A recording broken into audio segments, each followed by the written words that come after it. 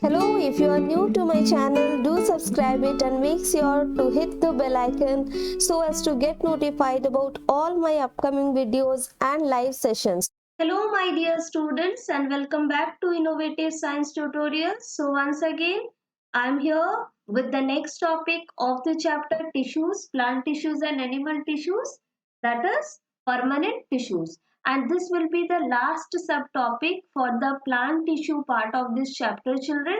In the next class, we will start up with the animal tissues. So let us first see what are we going to study today. So the contents are here, children. First of all, we'll have an introduction with what the permanent tissues are actually. Then we'll learn about the various types of permanent tissues. There are basically two types of permanent tissues, children. Simple permanent tissues and complex permanent tissues. Depending upon the function performed by a particular type of simple permanent tissues, they are again of two types, children. One is your protective tissue, other is supporting tissue. Protective tissues are not further classified, but supporting tissues are further classified. I already taught in the previous class a little bit of overview of this. That is, supporting tissues are of three types: parenchyma tissue, collenchyma tissue, and sclerenchyma tissue.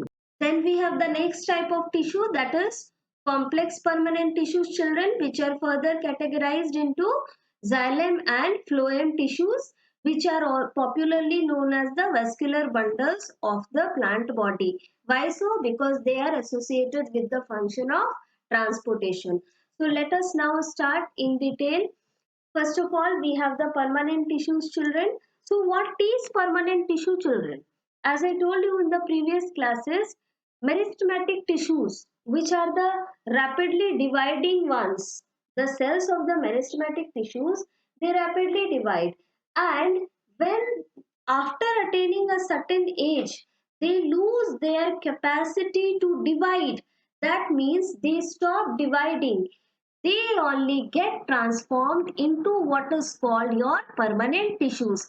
मतलब क्या, permanent tissues कोई special नहीं है, ये वही meristematic tissues हैं जो कि जब यंग थे उनमें काफी सेल डिवीजन होता था, और उस सेल डिवीजन के कारण क्या होता था, प्लांट के वेरियस पार्ट्स का ग्रोथ होता था, डेवलपमेंट होता था, चाहे वो लेंथ में हो, ब्रेथ में हो, या फिर हाइट ऑफ द प्लांट में हो, हर जगह ग्रोथ होता था। रूट के टिप में हो, स्टेम के टिप में हो, फ्लावर बड में हो, लीफ बड में हो, नोड में हो, कहीं भी हो, meristematic tissue was associated with the growth.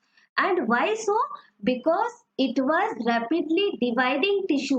उसके जो सेल्स होते थे वो रैपिडली डिवाइड करते थे, सेल डिवीजन करते थे, वन सेल से two, two to four, four to eight, like that, and the process used to go on.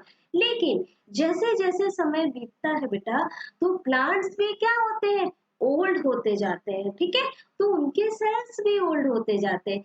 अब ये मेरिस्टेमेटिक टिश्यू सेल्स जब ओल्ड हो जाते हैं तो उनका जो डिवाइड करने का कैपेसिटी होता है वो खत्म हो जाता है, and they get transformed into another type of tissue, that is called your permanent tissue. That means what? Permanent tissues are the meristematic tissues which have lost the capacity to divide. I hope this is clear, children. And one thing very important about the permanent tissues, most of the parts of the plant body, children, they are formed of permanent tissues only. Means the bulk of the plant body is composed of permanent tissue. I'll teach you everything one by one, stepwise you will see. Whatever I am teaching, I'll give you the example of that. Okay. So these permanent tissues, they do not divide further. What they do beta, they become differentiated. Differentiated का मतलब क्या है, अब उन्होंने अपना एक fixed shape ले लिया है, स्ट्रक्चर ले लिया है, और एक फिक्स्ड फंक्शन भी ले लिया है. मतलब क्या, अब ना उनका शेप चेंज होगा, ना उनका स्ट्रक्चर चेंज होगा, और ना ही उनका फंक्शन चेंज होगा. अब वो पूरी तरह से जिस फॉर्म में भी है वो परमानेंट है हमेशा के लिए. ठीक है, जब तक वो प्लांट है तब तक ये टिश्यूज का स्ट्रक्चर, शेप और फंक्शन भी क्या रहेगा, सेम रहेगा, फिक्स रहेगा. So let us see what are the various types of permanent tissues. Permanent tissues are also known as what children? These are also known as the non-dividing tissue. So let's see beta. So basically, as I told you, permanent tissues, they are of two types. One is your simple permanent tissue and other is complex permanent tissues. These simple permanent tissues are further classified beta. They are classified broadly into two categories. One is protective tissue and the other is supportive tissue. This is on the basis of the function performed by this tissue. अगर कोई simple permanent tissue protection कर रहा है plant का, ठीक है, तो उसको हम लोग बोल रहे हैं प्रोटेक्टिव टिश्यू. कैसा protective tissue? Protective simple permanent tissue. लेकिन इतना लंबा हम लोग लिखते नहीं है, हम लोग शॉर्ट में लिखेंगे. क्या लिखेंगे? Protective tissue. Next, what do we have beta? Another second subtype of simple permanent tissues is supportive tissue. As the name suggests, these tissues provide support to the various parts of the plant body. So we are going to see the details one by one. So here on your screen you have the first type, that is the protective tissue. Children, as the name suggests, they are basically the tissues, the permanent tissues which are associated with protection of the plant body. Now first understand that what are they made up of or what do they consist of. Protective tissues, they are consist of cells with thick walls. Okay, thick walls beta. इनके वाल कैसे होंगे? बिल्कुल thick होंगे. I will show you just after some time, है ना? Just after some time I will show you the diagram. So their cell wall will be thick. And why so? Because cell wall will have thick deposits of various chemicals such as lignin, okay, or cellulose or pectin. It depends. If it is simply cellulose, like in case of the parenchyma cell, तो वहां पे क्या होगा? बहुत ज्यादा protection नहीं मिलेगा. तो ये डिपेंड करता है, जितना सेल वॉल थिक होगा उतना ज्यादा क्या मिलेगा? प्रोटेक्शन मिलेगा उस particular part of plant body को जहां पे ये प्रोटेक्टिव टिश्यू प्रेजेंट है. ठीक है, तो basically these are present where? These are present on the surface of roots, stem and leaves. Root, stems and leaves. Just imagine children, compare with our body. Our body has outer covering of what? It is having outer covering of a skin, isn't it? That means the skin is in direct contact with the external environment. If any changes occur in external environment, then what will happen? It is the skin that will be first affected. So in one way, it is a protective tissue for the human beings, isn't it? It is protecting us from external environment. Similarly, children, in case of plants, the protective tissue, they are generally present on the surface, on outside of the plant body. May it be the root surface, stem surface or the leaf surface. Understood? If you did not understand, please ask me in the comment box. Okay. So what are the various example beta? Epidermis of leaves. Epidermis of leaves मतलब क्या होता है? Leaf का जो surface होता है वो epidermal cells का बना होता है. I have taught you in the chapter photosynthesis children. तो ये जो सरफेस है लीफ का बेटा, ये पूरा ये जो लीफ लैमिना है, इसके सबसे बाहरी अगर जो डायरेक्ट कांटेक्ट में अगर हम आपको बोले तो सबसे पहले तो क्यूटिकल होता है. क्यूटिकल के बाद, क्यूटिकल बहुत ही थिन होता है बेटा, है ना? क्यूटिकल एक थिन लेयर होता है, बहुत ज्यादा थिन. और जो ज़ेरोफाइटिक प्लांट्स होते हैं जैसे कि डेजर्ट प्लांट, उनमें क्यूटिकल ज्यादा थिक होता है, वैक्सी होता है, वाटर प्रूफ होता है ताकि ट्रांसपीरेशन से ज्यादा वाटर लॉस ना हो. तो वापस आते हैं टॉपिक पे. इस क्यूटिकल के बाद वाला जो लेयर है उसको हम लोग एपिडर्मिस बोलते हैं. अगर मैं आपसे एक क्वेश्चन पूछूं कि name one part of the human body which is equivalent to epidermis of the leaves, then what will you say? You will say skin.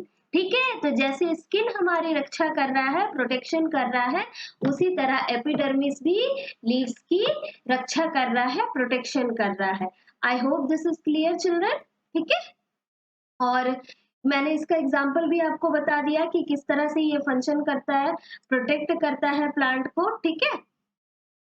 और इसी एपिडर्मिस से जो लेयर मैंने बताया, कौन सा लेयर बताया बेटा, क्यूटिकल वाला, उसको कौन सिक्रीट करता है, उसको एपिडर्मिस ही सिक्रीट करता है। क्यूटिकल कैसा लेयर होता है, वैक्सी लेयर होता है, वाटर प्रूफ होता है, जो वाटर के लॉस को कंट्रोल करता है, कहाँ से, लीव से। I hope this is clear children. Now let us move on to the next one.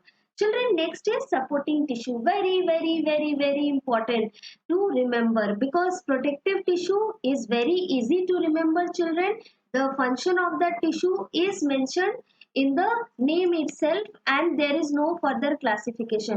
लेकिन बेटा supporting tissue में we have further classification, we have some diagrams also which you should remember and practice very nicely. So let us see what are supporting tissues. Beta, supporting tissues are basically those simple permanent tissues which provide support to one or the other part of the plant body, and these are further classified into parenchyma tissue, collenchyma tissue and sclerenchyma tissue. Children, first look at the diagram and at the same time listen to me carefully. Look at this diagram, okay, this one. Now, the first type of supporting tissue is the parenchyma tissue. Children, parenchyma tissue is composed of large thin walled cells. Okay, as you can see in the diagram, children, these are the parenchyma cells. Okay, these are the parenchyma cells. These are from the cortex of the root. The diagram which you can see on your screen, this diagram is from the cortex of the root, and what you can see beta, these are generally oval shaped. Okay, the cell wall is thin, it's not very thick, the cell wall is thin, that is the first feature of the parenchyma tissue cells. And next is what, there are large intercellular spaces.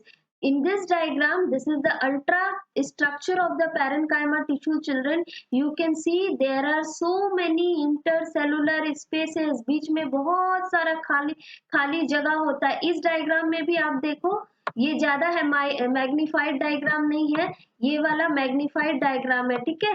तो कुछ sales हैं और कुछ क्या है, intercellular spaces है। कैसे spaces है, इंटरसेलुलर स्पेसेस है, खाली जगह, ठीक है।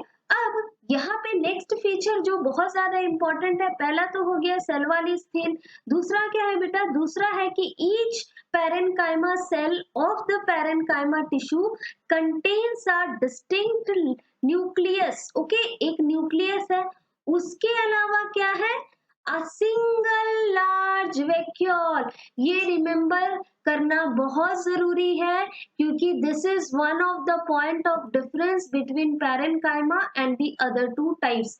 यहाँ पे जो वैक्यूल है वो काफी बड़ा है, ये जो ग्रीन से दिखाया हुआ है बेटा, यही है वैक्यूल, मतलब larger part of the parenchyma cell is occupied by the vacuole. I hope this is clear to you children. Now next is the function of parenchyma tissue cell. So what is the function, just think about it children. This cell, that this tissue has cells which are roughly oval or rounded, we can say, okay, then they have a prominent nucleus and major part of the cell is occupied by vacuole.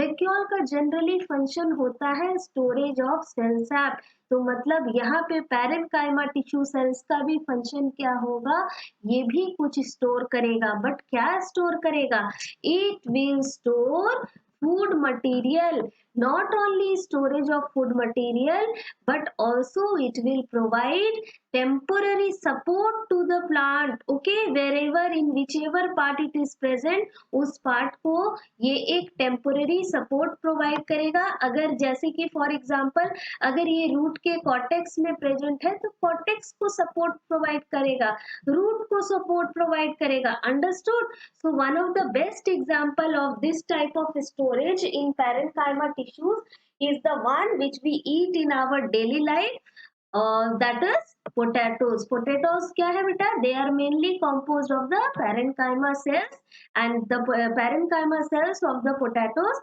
they store starch. We all know that potatoes, they are rich source of carbohydrates, energy. तो किसकी वजह से? I hope that today you have understood this is because of the starch stored in the parenchyma sales of the potato, ठीक है। सो some of the parenchyma in some cases we will see beta they contain chloroplast, और chloroplast मतलब कि chlorophyll होगा, chloroplast है। तो अगर आपके लेवल से 7 क्लास के लेवल से सिंपल लैंग्वेज में बोलूं कि अगर किसी पैरेन्काइमा सेल्स के पास क्लोरोफिल प्रेजेंट है, ग्रीन पिगमेंट प्रेजेंट है जो कि फोटोसिंथेसिस कर सकता है, तो वो पैरेन्काइमा क्या कहलाएगा? क्लोरेन्काइमा। Children, next is collenchyma tissue. Collenchyma is also composed of living cells like the parenchyma tissue, and these cells are generally elongated and are thick at the corners. You can see in the diagram that how the corners or the edges are thickened up. Okay, लेकिन बहुत ज़्यादा thickened नहीं है बेटा, moderate thickened है। Parenchyma tissue के cell से ज़्यादा थिक है, ठीक है, आप ऐसे समझिए। अगर पैरेन्काइमा टिश्यू का सेल्स जो है उसको हम थिन बोल रहे हैं, तो हम कॉलेनकाइमा टिश्यू के सेल्स को क्या बोलेंगे? थिकर बोलेंगे, ठीक है। और ये कहाँ पे पाए जाते हैं बेटा? This is found in the leaf stock, leaf का जो स्टॉक होता है, डंटी, ठीक है, and also below the epidermis of the stem. अगर ये स्टेम है, सपोज ये एक स्टेम है, ये इसका आउटर मोस्ट कवरिंग है, तो इस आउटर मोस्ट कवरिंग के जस्ट नीचे में ये पाया जाता है, मतलब कि एपिडर्मिस ऑफ स्टेम के नीचे में पाया जाता है। What is the function of this tissue बेटा? The function of this tissue is to provide support. All the three types of supporting tissue, one general function they have, that is support, okay, but in case of parenchyma tissue, storage and photosynthesis is also performed by the cells, ठीक है। Last वाला जो है बेटा, last is sclerenchyma tissue. Sclerenchyma tissue is much different from the remaining to. Why so?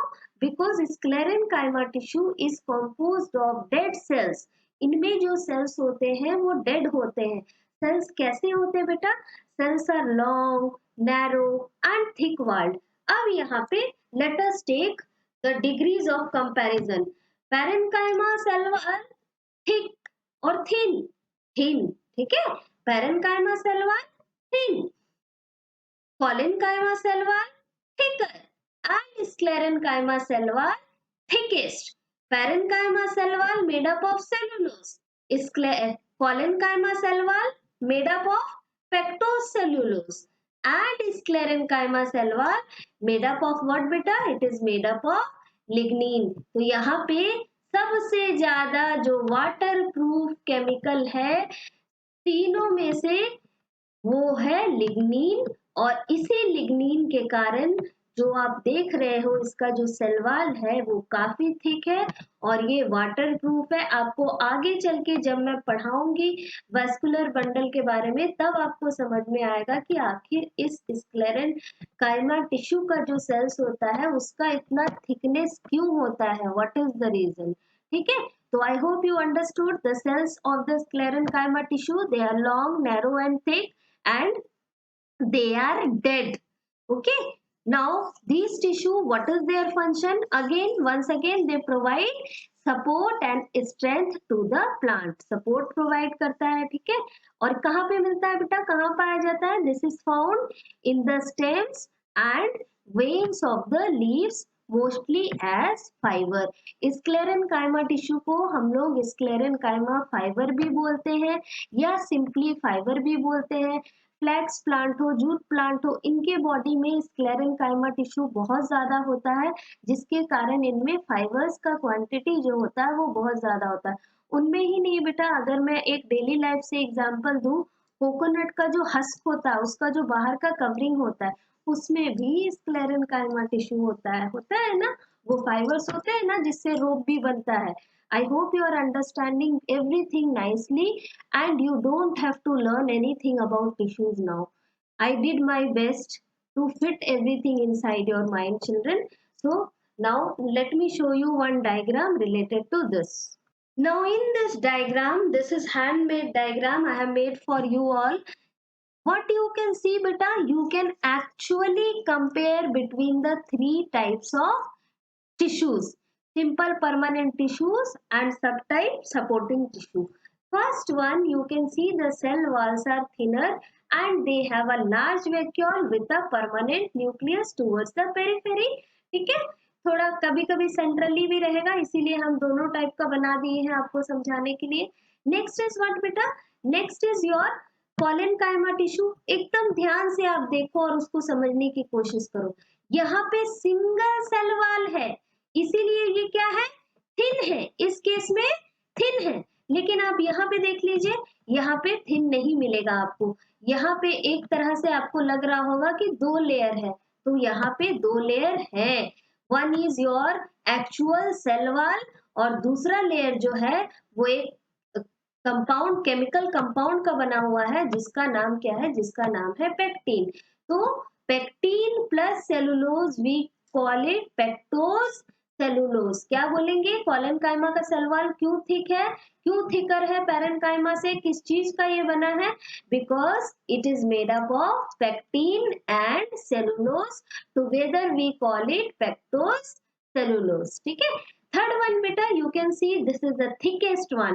Which type of tissue is this? This is the sclerenchyma tissue. Now in the first case you have seen the shape is roughly rounded or oval. In the second case is also similar to the parenchyma tissue. But the third one, you can see the cells are polygonal and here the cell wall is as usual. ठीक है, जैसा उसका होता है अपना cell wall thin होता है तो अपना थिन है, लेकिन जो नेक्स्ट लेयर है वो किसका है बेटा, just now I told you that it is of lignin. थोड़ी देर पहले ही बताए थे, इट इज ऑफ लिग्निन. और लिग्निन कैसा केमिकल कंपाउंड है, ये वाटर प्रूफ कंपाउंड है. मतलब क्या, ये इसके अंदर जो भी वाटर होगा स्क्लेरेनकाइमा टिश्यू के सेल्स के अंदर, उसको बाहर नहीं जाने देगा, तभी तो जाइलम और फ्लोएम काम करेगा ना. Otherwise they won't be able to transport the food and water. Understood? So will come to that later on. So I hope this is clear children. Any queries please ask me in the comment box or chat box as you wish. Now children, let us have one more comparison of the same. You can see parenchyma, collenchyma and sclerenchyma tissue.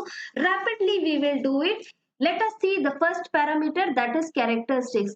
Parenchyma tissue cells, they are spherical, thin-walled with large intercellular spaces and they consist of living cells at maturity. Whereas collenchyma tissue cells, they are elongated, okay, and they are unevenly thickened at the edges. ठीक है, अभी तुरंत मैंने diagram दिखाया. हमने देखा था कि पैरेनकाइमा टिश्यू सेल्स में जो इंटरसेलुलर स्पेसेस होते हैं वो बड़े बड़े होते हैं, ज्यादा होते हैं. ठीक है, लेकिन कॉलेनकाइमा में इतना ज्यादा नहीं होता है इंटरसेलुलर स्पेस, लेकिन कंपैरेटिवली कम होता है पैरेनकाइमा टिश्यू से. स्क्लेरेनकाइमा टिश्यू में तो इंटरसेलुलर स्पेसेस एब्सेंट ही होते हैं, उनमें होता ही नहीं है. और उनका शेप कैसा होता है बेटा, long, narrow and thick world होते हैं. वो थिक वर्ल्ड होते हैं लिग्निन के चलते. चलो फिर अगर सेल के टाइप का देखें, सेल के बारे में अगर देखें तो पैरेनकाइमा और कॉलेनकाइमा दोनों ही लिविंग सेल्स के बने होते हैं, लेकिन स्क्लेरेनकाइमा जो होता है वो डेड सेल्स के बने होते हैं. नेक्स्ट इज बेटा location. Where are the parenchyma tissues found? They are found everywhere wherever there is a soft part in the plant body. जैसे कि स्पेशली अगर आप एक यंग प्लांट का बात करें तो उसमें तो थ्रू आउट ही मिलेगा. तो जहां भी सॉफ्ट पार्ट है, चाहे वो रूट हो, ठीक है, या कोई सॉफ्ट यंग ब्रांच हो, तो वहां पे आपका पैरेनकाइमा टिश्यू प्रेजेंट है.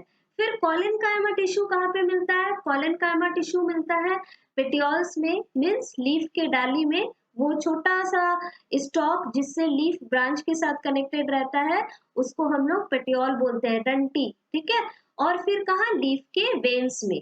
ठीक है, लीफ में जो वेन्स होता है उसमें mid rib, then your secondary and tertiary veins. Next last one, that is sclerenchyma. Sclerenchyma is found in the wood and bark region. Why? Because these are the dead region. They are completely dead. So sclerenchyma tissue cells, being dead tissue or dead cells, they are found in the wood region of the stem and also in the bark region of the stem. I hope this is clear children. Last but the most important, comparison on the basis of function. Children, parenchyma tissues, collenchyma tissues and sclerenchyma tissues, all of them perform support. ठीक है, they support the various parts of the plant body wherever they are found. जो जहाँ पे मिलता है वो वहां पे सपोर्ट देता है. ठीक है, जैसे कि मान लो पैरेंकाइमा टिश्यू अगर रूट में प्रेजेंट है तो रूट के कॉर्टेक्स में प्रेजेंट है तो रूट को सपोर्ट दे रहा है, रूट के कॉर्टेक्स को सपोर्ट दे रहा है. सिमिलरली अगर लीफ के वेन में प्रेजेंट है कॉलेनकाइमा तो वो वहां सपोर्ट कर रहा है. स्क्लेरेनकाइमा वुड रीजन में है, बार्क रीजन में है तो स्टेम को सपोर्ट कर रहा है, स्ट्रेंथ प्रोवाइड कर रहा है, मैकेनिकल सपोर्ट प्रोवाइड कर रहा है.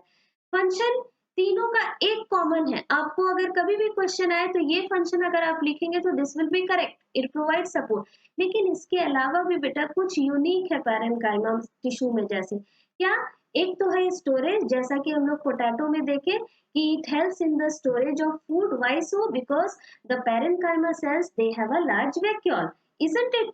इसके अलावा जब किसी पैरेंकाइमा सेल में क्लोरोफिल पाया जाता है तो उसको हम लोग क्लोरेनकाइमा बोलते हैं, और उस केस में वो पैरेंकाइमा सेल्स जिसमें कि क्लोरोफिल प्रेजेंट है वो फोटोसिंथेसिस भी परफॉर्म करते हैं, मतलब ग्लूकोज को भी प्रिपेयर करते हैं. इसके अलावा स्टोरेज मैंने बता दिया.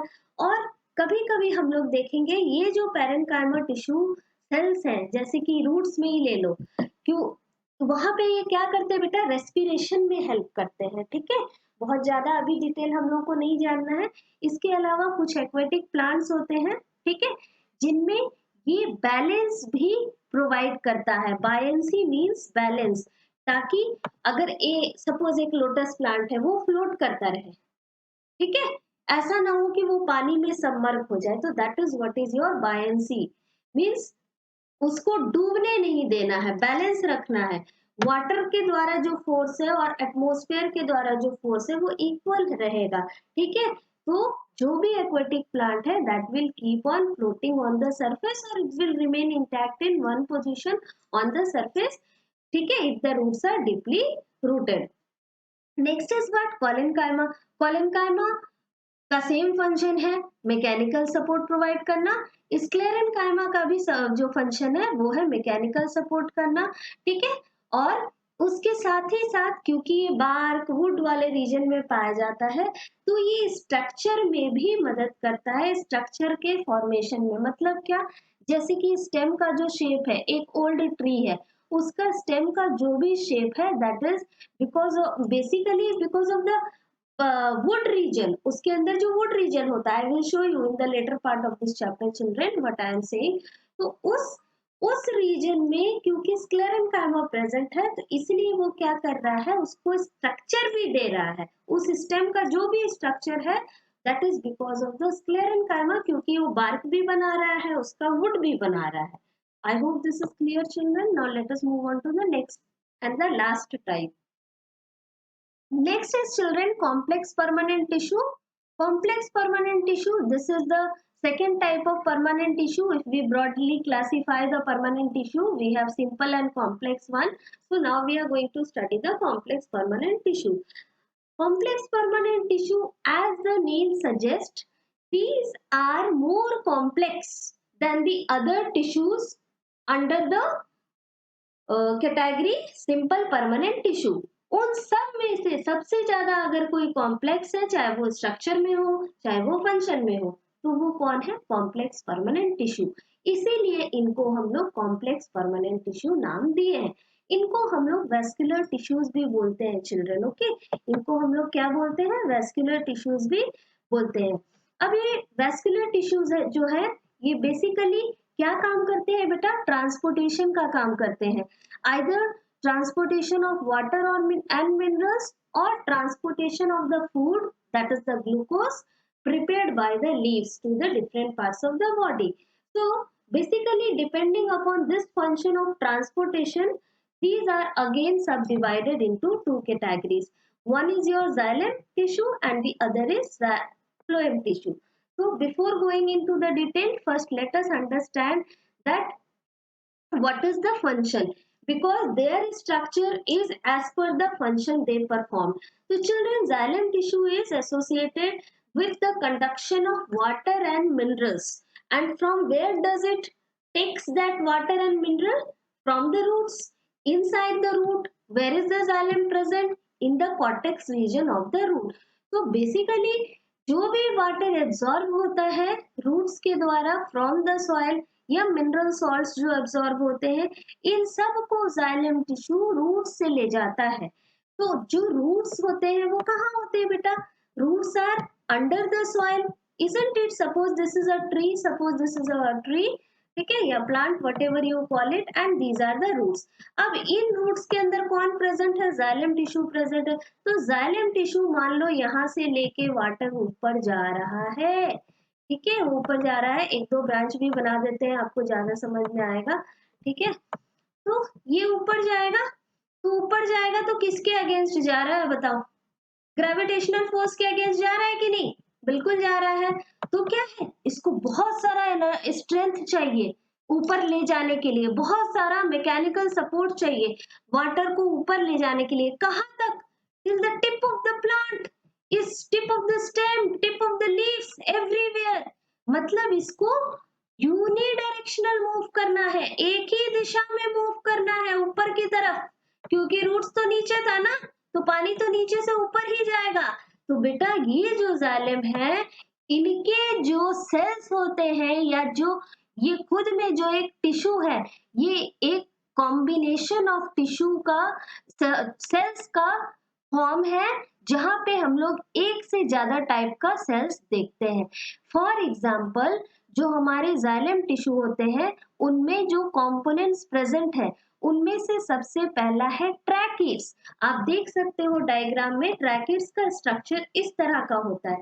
ट्रैकिड्स के अलावा जो होते हैं वो होते हैं वेजल्स, ठीक है, वेजल्स। और इन्हीं वेजल्स में से वाटर जो है वो ट्रांसपोर्ट होता है, और इनमें बहुत सारे पोर्स भी होते हैं, ठीक है। और ये किस सेल का बना हुआ है बेटा? स्क्लेरेनकाइमा।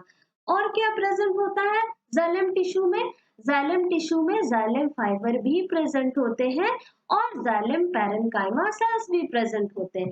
तो जाइलम पैरेन्काइमा सेल्स आप देख सकते हो सपोर्ट प्रोवाइड कर रहे हैं, ठीक है, ट्रैकिड से जुड़े हुए हैं, ये ट्रैकिड वाला पोर्शन है। और ये पैरेन्काइमा सेल्स यहाँ पे बहुत सारे होंगे, है ना बेटा, बहुत सारे पैरेन्काइमा सेल्स होंगे जो कि इसको पूरा सराउंड किए होंगे। और इसी के साथ एसोसिएटेड क्या होगा? ये वाला जो मैंने बनाया है इसको हम लोग बोलते हैं जाइलम वेसल। क्या बोलते हैं? जाइलम वेसल बोलते हैं। तो अब ये चारों कंबाइन करके टुगेदर क्या फॉर्म कर रहे हैं? They are forming the xylem tissue. I hope you are understanding beta. And now all together they will work against the gravitational force. Gravitational force के अगेंस्ट में एक्ट करेंगे। कुछ कुछ फोर्स रूट्स के द्वारा भी लगाया जाएगा, that is called the root pressure, ठीक है। तो ये सारे मिला के ट्रांसपीरेशन पुल भी उसमें काम करता है। अभी आपको बहुत ज्यादा डिटेल्स में नहीं पढ़ना है, फिर भी मैं बता रही हूँ कि ये सारे फोर्सेस जो मिलते हैं ये कंबाइन करके जाइलम टिश्यू को हेल्प करते हैं, और जाइलम टिश्यू इन टर्न क्या करता है? वाटर एंड मिनरल्स को कंडक्ट करता है to the different parts of the plant body right from the root against the gravitational force. I hope this is clear children, okay. अगर मैं पूछूं कि जाइलम टिश्यू के सेल्स कैसे होंगे? डेड होंगे। क्यों? क्योंकि स्क्लेरेनकाइमा टिश्यू सेल्स का जो उसका मेन पार्ट है, जो वेजल है, ट्रैकिड है, स्क्लेरेनकाइमा से बना हुआ है, ठीक है। सिर्फ जो पैरेन्काइमा है जो उसको साइड से सपोर्ट कर रहे हैं वो लिविंग है, ठीक है। नेक्स्ट इज बेटा phloem tissue. Phloem tissue is associated with the conduction or translocation of the food prepared by the leaves of the plant. अब यहाँ पे leaves की बात आ रही है, ठीक है, leaves are the kitchen of the plant. अब leaves क्या करेंगे बेटा? सपोज यहाँ पे एक लीफ है, इसने फूड बनाया, ठीक है, तो ये बेचारा सारा फूड खुद तो खाएगा नहीं, तो ये करेगा क्या? ये इसको ट्रांसपोर्ट करेगा। किसके द्वारा ट्रांसपोर्ट करेगा? Through the phloem tissue.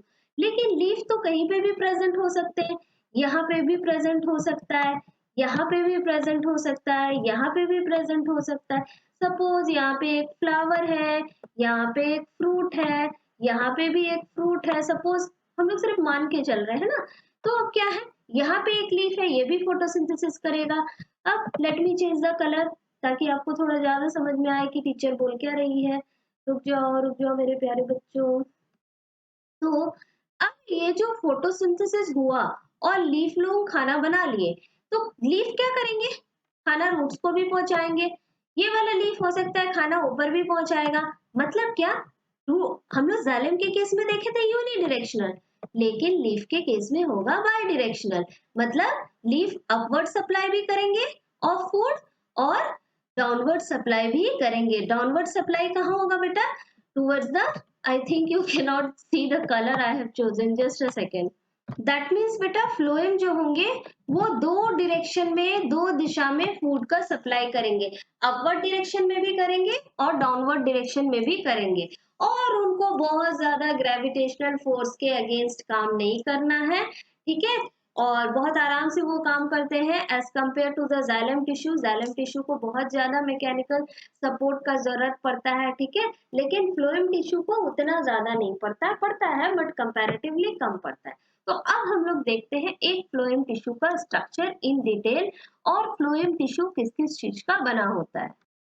Children, phloem tissue is formed of living tubular cells. Tubular cells का मतलब है ट्यूब लाइक सेल्स, ठीक है। ट्यूब की तरह, पाइप की तरह सेल्स होते हैं इनके। क्यों होते हैं ये ट्यूब की तरह? ताकि इनमें से जो प्रिपेयर्ड फूड है in the form of solution या फिर सुक्रोज, उसका ट्रांसपोर्ट किया जाए। क्योंकि ट्रांसपोर्ट के लिए तो भाई पाइपलाइन की जरूरत है ना।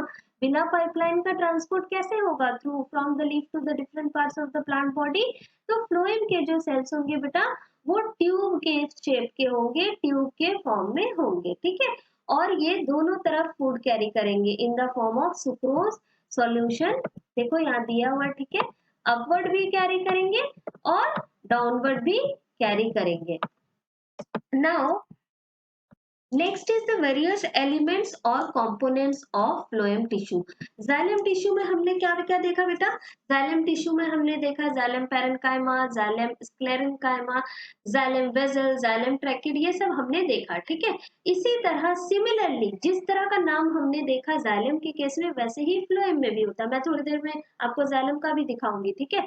तो फ्लोएम में क्या क्या है बेटा? Phloem is composed of सीव tube cells, companion cells, phloem parenchyma and phloem fibres.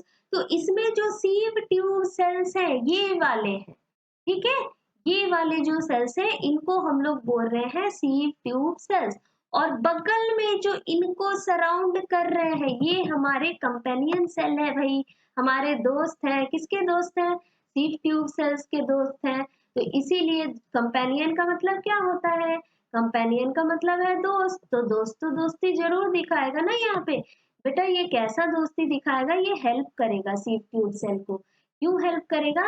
क्योंकि अगर आप गौर से डायग्राम की तरफ देखोगे तो बेचारे सीव ट्यूब सेल के पास अपना न्यूक्लियस है ही नहीं, लेकिन पैरेन्काइमा सेल के पास ना अपना न्यूक्लियस होता है। तो वी ऑल नो ना that the nucleus is the brain or the controlling center of the cell. Whatever function goes on inside a cell, whether it is physical or chemical, all those process, even genetic, all those are controlled by the nucleus only. लेकिन बेचारे sieve tube cell के पास तो nucleus है ही नहीं। तो nucleus का काम उसके लिए कौन करेगा? कंपेनियन सेल का न्यूक्लियस करेगा। इसीलिए उसका नाम क्या है? कंपेनियन सेल है। इसके अलावा बेटा सपोर्ट कौन प्रोवाइड करेगा चारों तरफ से? पैरेन्काइमा सेल्स प्रोवाइड करेंगे। क्योंकि ये पैरेन्काइमा सेल्स किससे जुड़े हुए हैं? फ्लोएम से जुड़े हुए।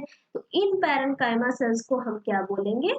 Phloem parenchyma sales. I hope now it is clear. Next जो है, इसके अलावा एक और सेल्स होगा, एक और ग्रुप ऑफ सेल्स होगा जिसको हम लोग बोलेंगे फ्लोएम फाइबर्स। अब फ्लोएम फाइबर्स किसका बना होगा? आप सबको पता है।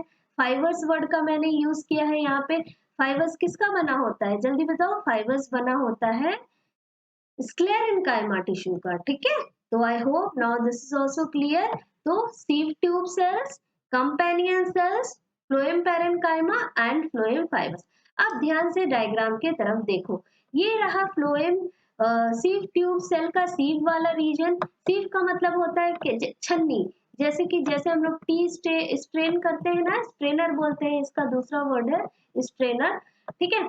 तो टी स्ट्रेनर से हम लोग टी स्ट्रेन करते हैं। यहाँ पे क्या स्ट्रेन होता है बेटा, यहाँ पे जो सुक्रोज आ रहा है वो स्ट्रेन होता है। सपोज यहाँ पे एक लीफ था, उसने खाना बनाया, खाना बना के ब्रांच को दिया, ब्रांच ने फ्लोएम, इसमें जो वेन्स है ना, वेन्स में जाइलम और फ्लोएम दोनों पाए जाते हैं। तो ये स्ट्रक्चर उसी का हाईलाइटेड स्ट्रक्चर है।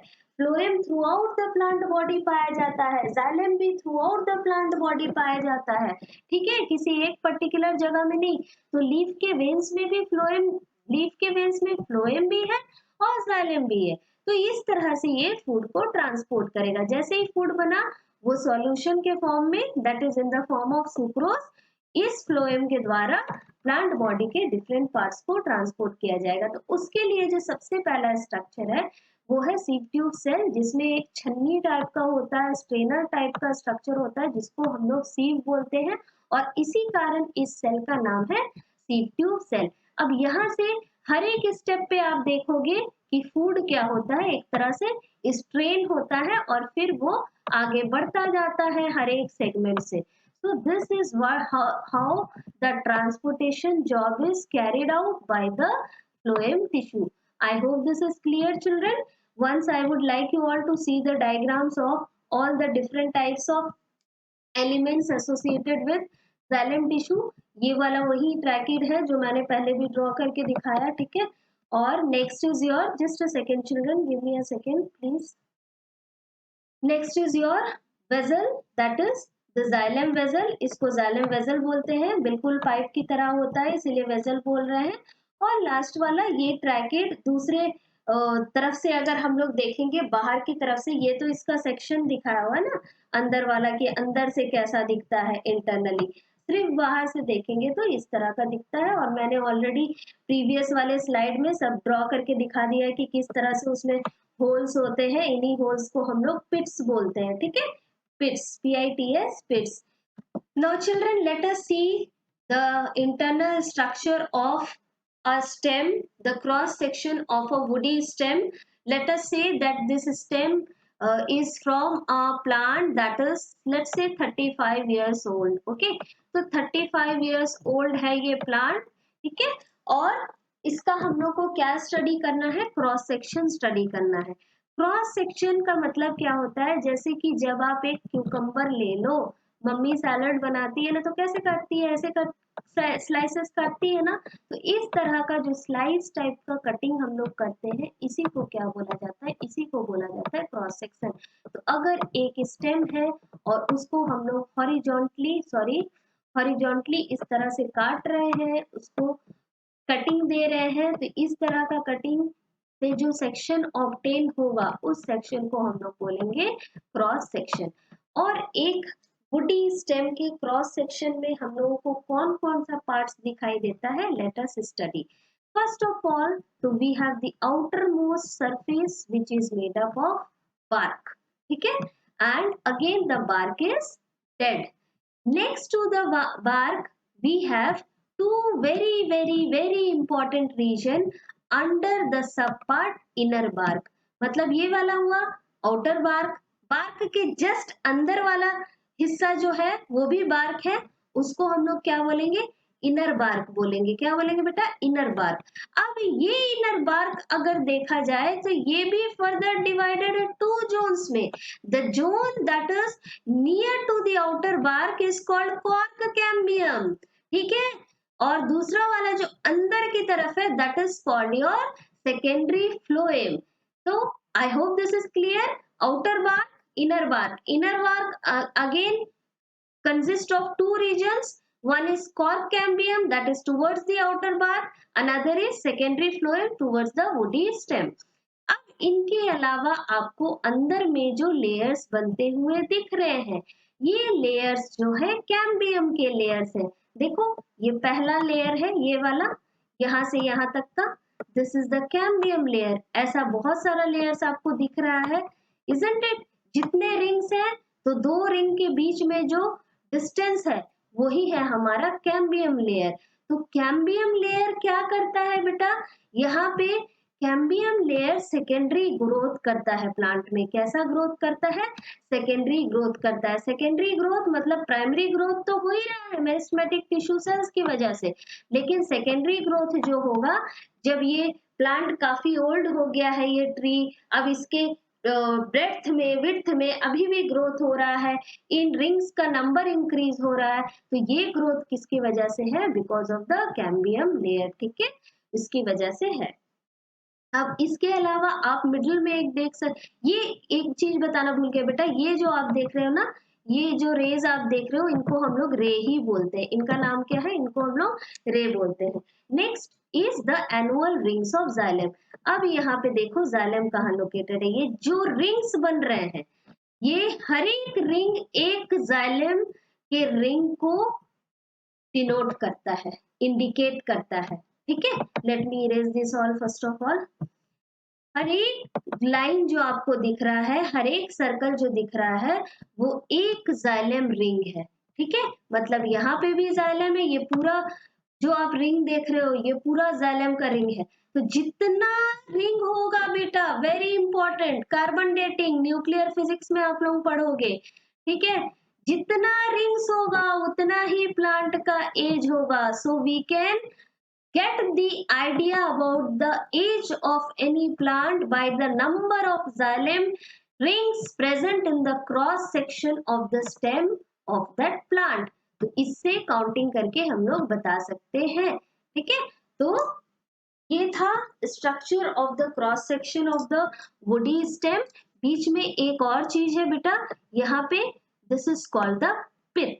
ठीक है, pith means hole, so this is called the pith. This is the innermost region of the cross section of a woody stem.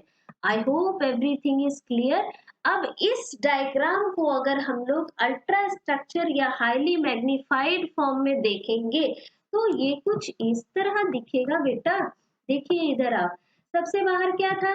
सबसे बाहर में आउटर बार्क था, फिर क्या था? Inner bark. इनर बार्क के दो रीजन थे, एक था कॉर्क कैम्बियम और दूसरा क्या था? दूसरा था सेकेंडरी फ्लोएम। आपको दिख रहा है सब कुछ, यहाँ पे देखिए फ्लोएम है, यहाँ पे कॉर्क कैम्बियम है। ठीक है, तो ये वाला जो रीजन है यहाँ से यहाँ तक का, ये आपका कॉर्टेक्स रीजन है। ठीक है, ये वाला आउटर बार्क रीजन का। थोड़ा सा मेरा ये आगे बढ़ गया है pen, sorry.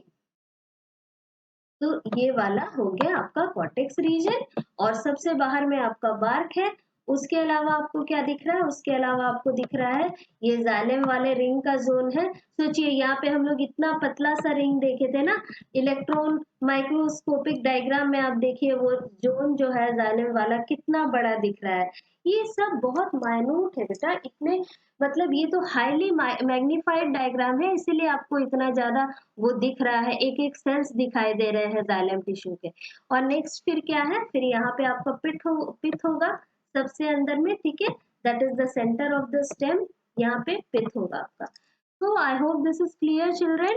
With this we come to the end of this session। See you all in the next class children with the next topic, that is the animal tissues।